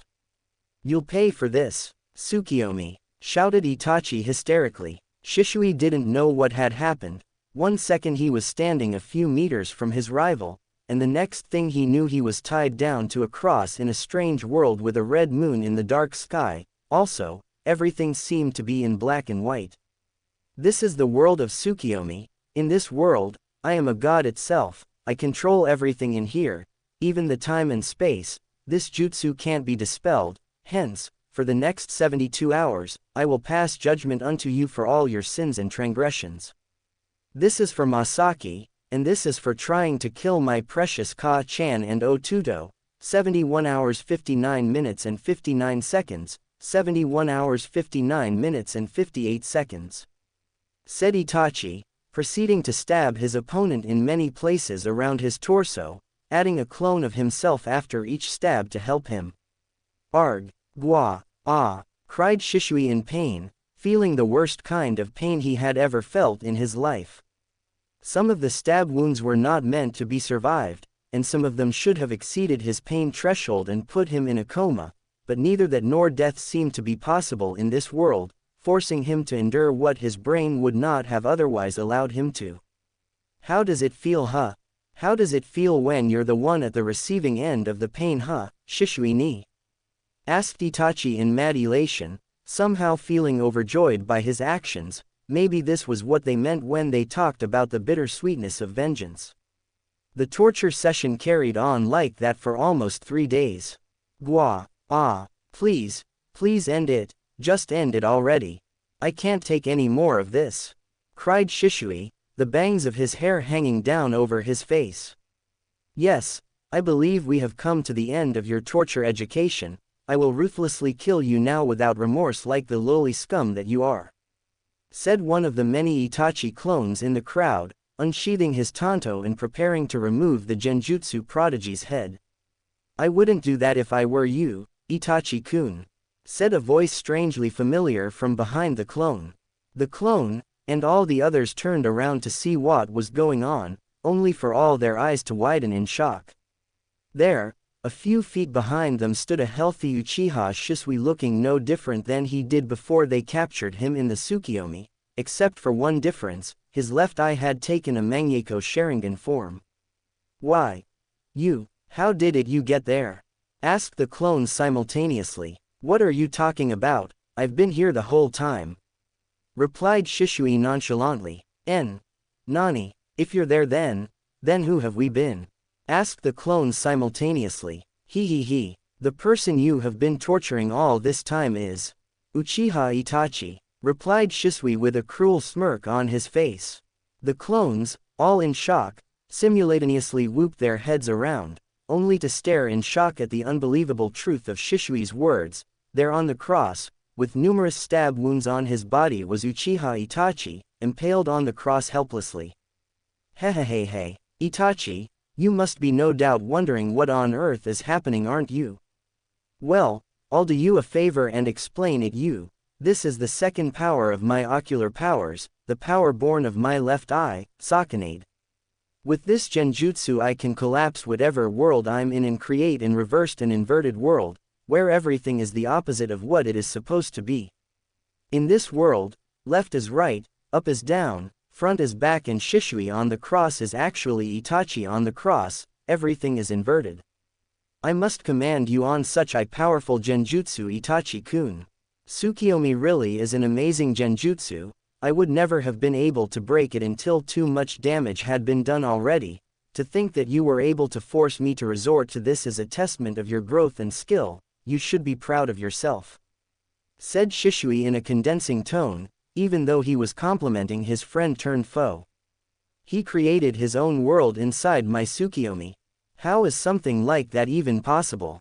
I can't believe I was tricked into torturing myself for almost 3 days. To think that I was the one screaming in pain all this time, how pathetic, thought Itachi. 3, 2, 1. 72 hours ended shortly after Itachi's latest thoughts, and the two combatants found themselves back once again in the real world.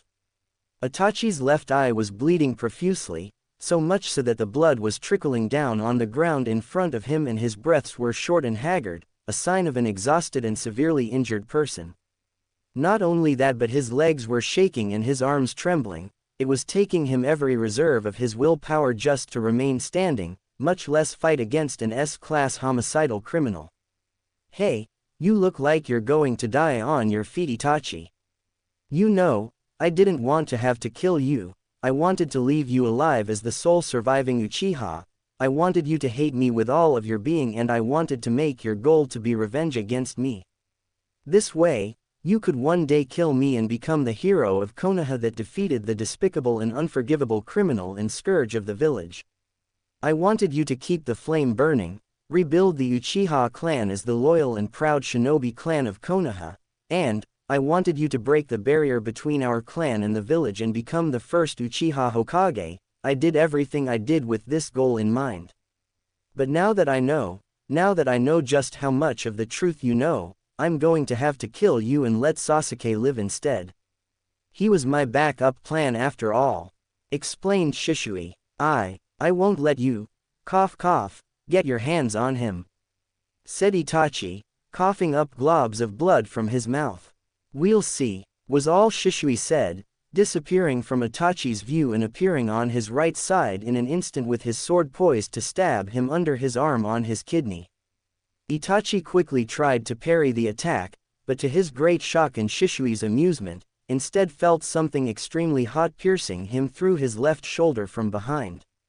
Itachi looked to his left side only to his amazement, instead of Shisui's tanto, as he expected, to be piercing his shoulder, was what looked like a bright red sword made out of chakra. This is fire-natured chakra that has been concentrated and solidified into this form with shape manipulation.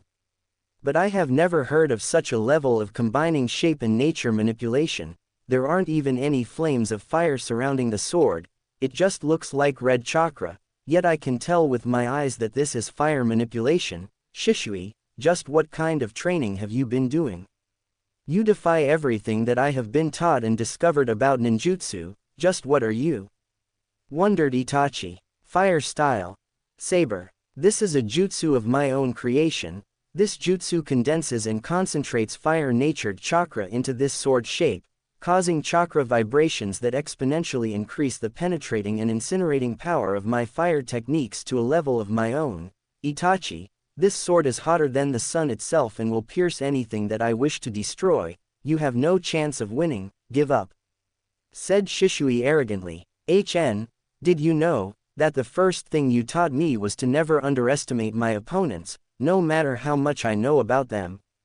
asked Itachi with a small smile on his face, his body shimmering slightly and even becoming intangible before completely disappearing. "Yusaka Magatama," whispered Itachi from a small distance behind Shisui, launching a shuriken-shaped energy made up of 3 Magatama connected together by a small string, causing the jutsu to spin rapidly like a shuriken at great speeds. Boom! The technique crashed on the ground and exploded upon impact, creating a loud booming sound that left a giant crater on the ground. When the dust and debris settled down, Itachi was able to see a significant splat of blood on the ground. "It's over, I can't believe it, this is too good to be true," thought Itachi with a tired smile on his face. "What's with the smug expression, Itachi? You look like someone that has just won a difficult battle," asked Shisui, who was now standing behind his opponent, staring with an impressed expression on his face at the spiritual entity that Itachi had been able to manifest around his body. "So this is the third power of your Mangekyou Sharingan, Susanoo, impressive, Itachi," thought Shisui. How?" asked Itachi, not really that surprised that his opponent was still alive. It had been too good to be true anyway if you asked him. "I told you before, in my world, front is back, up is down, and left is right," Shisui in front of Itachi as Shisui behind Itachi. "But more importantly, that illusionary technique you used to trick me, that was Uchiha Izuna-sama's forbidden kinjutsu, wasn't it? A powerful illusionary ninjutsu that distorts the time and space itself, a clone technique that can even fool the best sensor-type shinobi. Impressive, that you have been able to learn such a technique. Was that your trump card for defeating me?" asked Shisui passively, trying to play off the pain on his left arm that was bleeding profusely. "I don't have to explain anything to you, you can't do anything to me, all your jutsu have become useless before my eyes, nothing can penetrate my Susanoo." "Gwa," grunted Itachi, cut off mid-sentence by a sharp and burning pain in his right shoulder this time. "I thought I already told you, my fire style, Saber's incinerating power will cut through anything like a knife through butter, Susanoo included." said Shishui with his right arm extended forward, a red chakra emanating from his hand. This shouldn't be possible. How could his jutsu be able to penetrate even my fully formed Susanoo?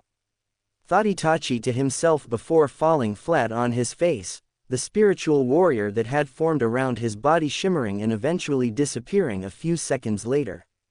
This is the end of the line, Itachi. For what it's worth, I'm sorry. Apologized Shishui with a pained expression on his face that he was trying to hide. 8 trigrams. Double mountain crushing vacuum palms. Shouted a rough and mature voice.